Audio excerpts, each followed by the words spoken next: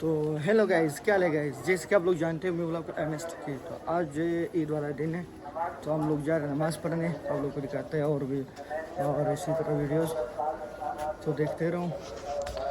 हम लोग नमाज़ पढ़ने 7:30 बजे होगा। वो आ गए जंजीब खान।